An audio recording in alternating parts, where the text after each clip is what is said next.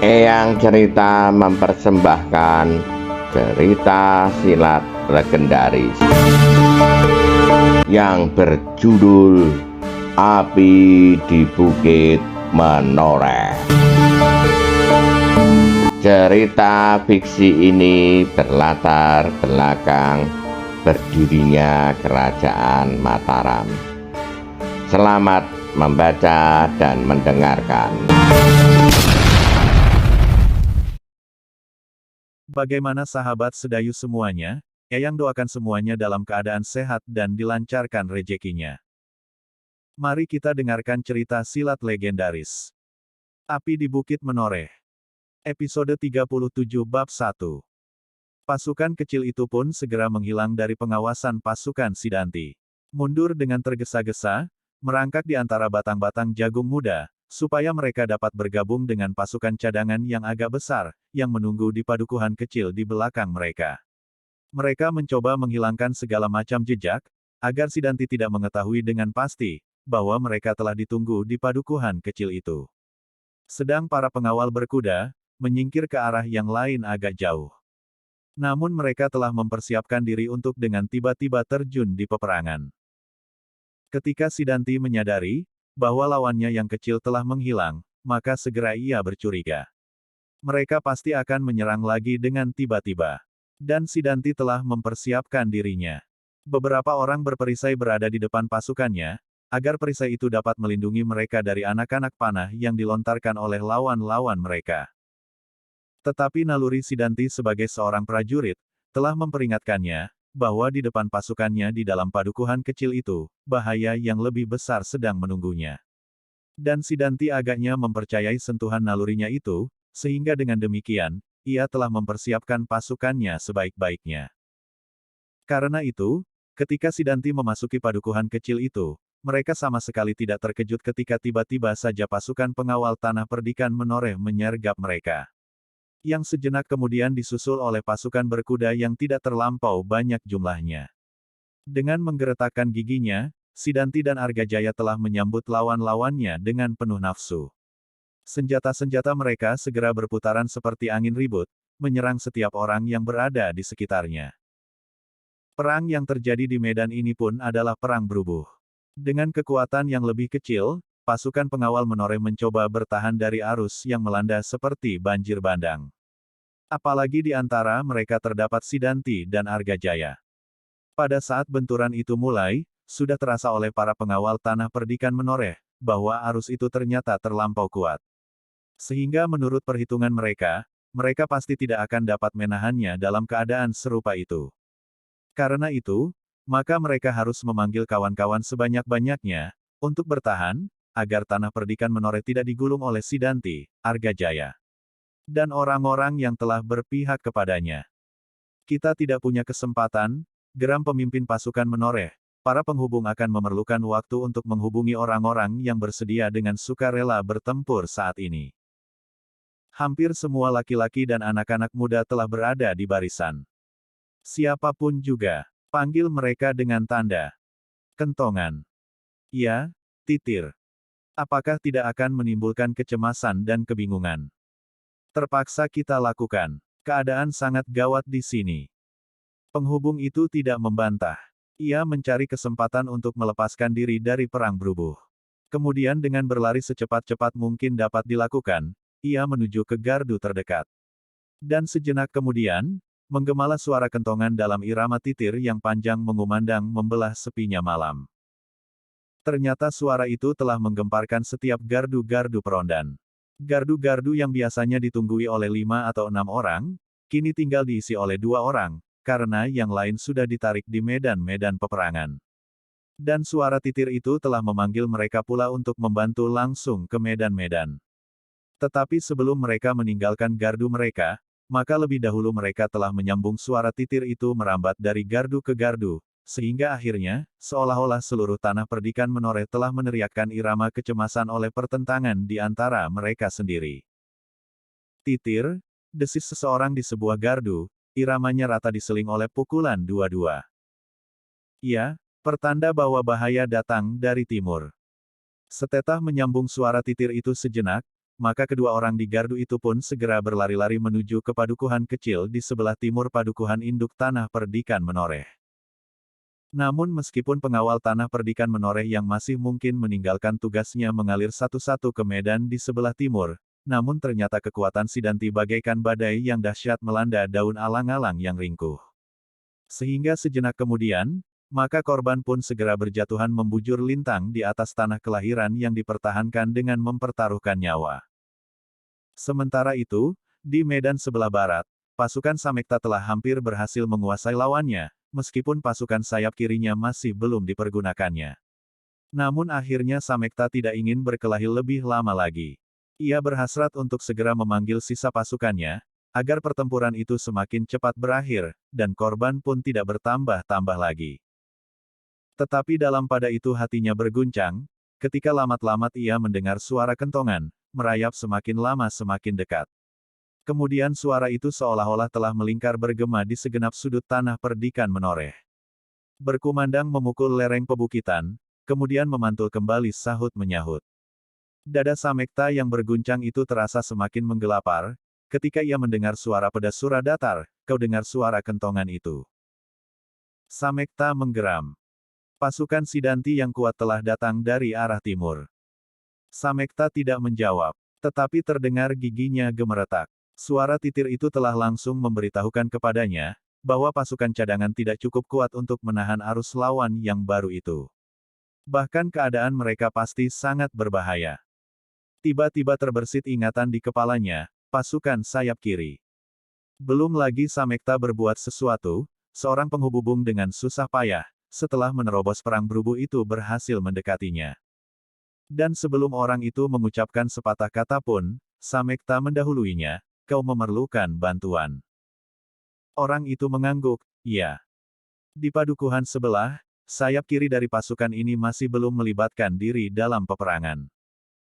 Orang itu menganggukkan kepalanya. Tanpa menunggu perintah berikutnya, ia bergeser untuk dengan cepat menghubungi pasukan yang masih belum melibatkan diri dalam peperangan itu.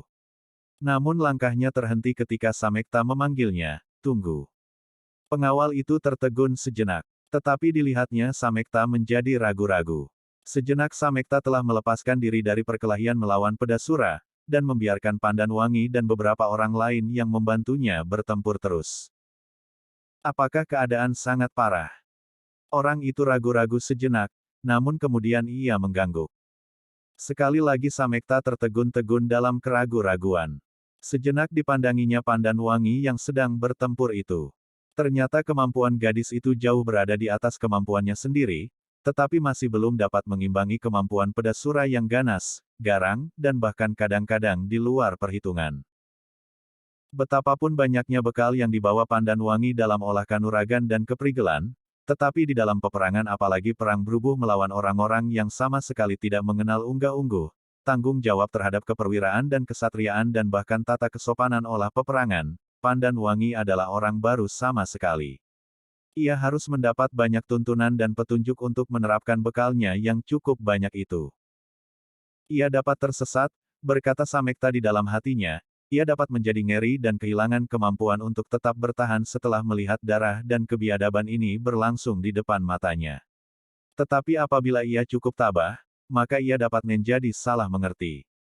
Disangkanya, bahwa memang demikianlah isi dari peperangan.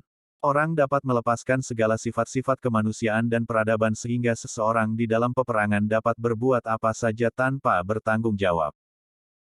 Pandan Wangi, meskipun ia orang baru di medan peperangan, ternyata tanggapan terhadap keadaan demikian tajamnya, sehingga seolah-olah ia mengerti apa yang terpikir di dalam kepala Samekta. Namun meskipun demikian, di dalam kepalanya sendiri terjadi juga keraguan-raguan dan kebimbangan. Ada hasratnya untuk meninggalkan medan ini dan pergi ke medan yang sedang parah, itu terdorong oleh tanggung jawabnya sebagai seorang puteri kepala Tanah Perdikan. Tetapi ia ragu-ragu, apakah ia dapat menghadapi Sidanti, kakaknya sendiri, sebagai lawan di peperangan, meskipun ia yakin, bahwa kini seorang lawan seorang, ia tidak berada di bawah kemampuan kakaknya itu.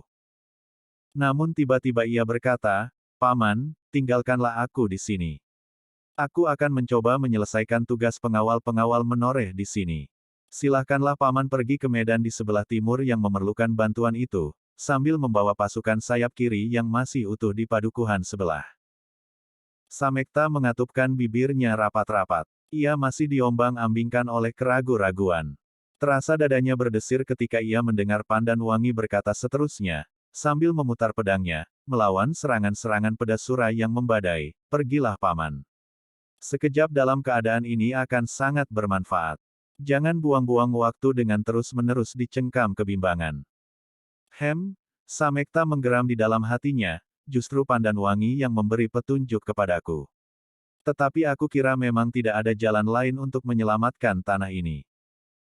Karena itu, maka Samekta itu pun menyahut, Yangger. Aku akan pergi. Tinggallah di sini bersama pasukan ini. Lalu kepada orang tertua di dalam kelompok kecil yang sedang melawan pedasura itu, ia berpesan, kau mempunyai pengalaman jauh lebih banyak dari Angger Pandan Wangi. Kau dapat memberinya banyak petunjuk. Tetapi kekuasaan ada di tangannya sepeninggalku. Orang itu mengangguk, ya, aku akan mencoba. Samekta masih juga ragu-ragu. Tetapi ia tidak banyak mempunyai waktu. Ia harus segera berbuat sesuatu. Dan ia pun segera mengambil keputusan. Kepergiannya tidak akan banyak berpengaruh di medan ini, tetapi mungkin akan berguna di medan yang lain. Sejenak Samekta masih berdiri di tempatnya. Agaknya ia masih mencoba meyakinkan dirinya, apakah Pandan Wangi dapat ditinggalkannya. Dan sekali lagi ia melihat, betapa gadis itu dengan lincahnya meloncat-loncat melayani lawannya, dibantu oleh beberapa orang terpilih dari para pengawal tanah perdikan menoreh. Hati-hatilah Ngger, desis Samekta kemudian. Sejenak ia menunggu dan didengarnya Pandan Wangi menyahut di sela-sela dentang senjatanya, baik paman. Samekta segera meninggalkan arena itu. Disumbatnya segenap keraguan-raguan dengan menggeretakkan giginya. Ia mencoba melepaskan segala macam kebimbangan, dan ia pun segera menerobos perang berubuh yang kisruh, menuju ke padepokan di sebelah. Tanah perdikan menoreh memang sedang memerlukan tenaganya. Ia harus memimpin pasukan yang tersisa itu. Namun demikian, hatinya terasa terlampau gelisah.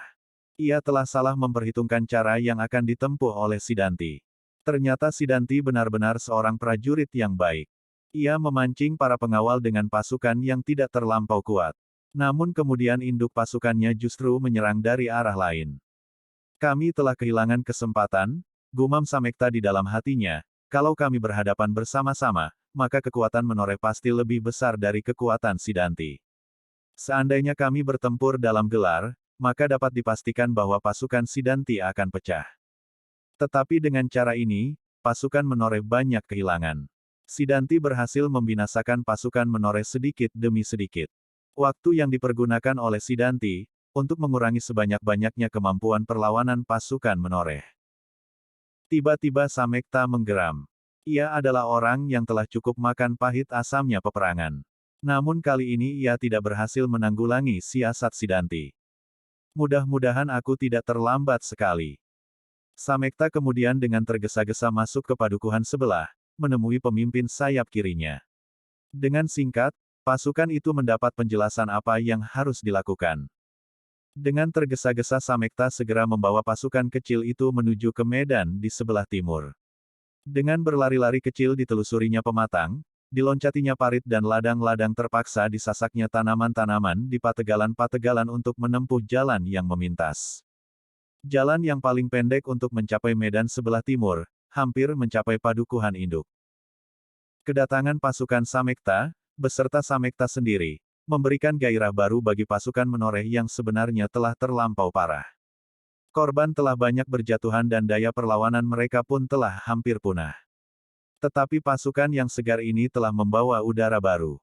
Dengan cara seperti yang telah ditempuhnya membuat kelompok-kelompok kecil, para pengawal menghadapi Sidanti dan Argajaya. Mereka harus berusaha untuk mengurung kedua orang itu pada tempat tertentu, supaya kedahsyatan ujung senjata mereka tidak menjalar di seluruh medan. Bersambung jilid 37 bagian 2. Bagikan. Klik bagikan untuk banyak pembaca Sare ke media sosial Facebook, Twitter dan lain-lainnya. Jangan lupa subscribe dan nyalakan lonceng notifikasi. Baca jilid berikutnya. Atas perhatiannya saya ucapkan terima kasih.